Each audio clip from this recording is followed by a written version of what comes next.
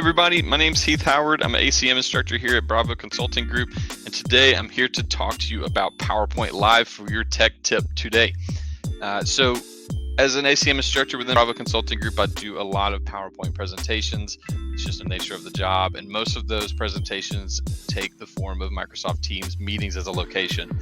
And so whenever we give PowerPoint presentations within Microsoft Teams, we often have to share our entire screen. It limits us. We can't really engage with the chat. We can't check our email unless we're on multiple screens, right?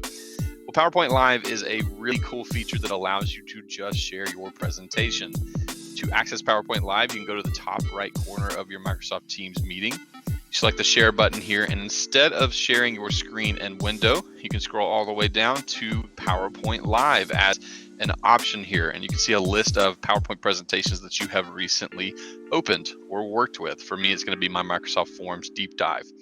Once I jump into Microsoft Forms here as my PowerPoint presentation, we can see that I have all the same options as a presenter with the cursor, laser pointer, and annotation features. But I also have ability to engage with the chat should anyone be messaging me. I also can check to see who has raised their hand. I'll get the notification and I'll be able to raise their hand. I can even go outside of Microsoft Teams, jump into maybe a chat that's outside of the meeting or in my Outlook, and I have full capability to do that. All of my attendees are still looking at my PowerPoint presentation.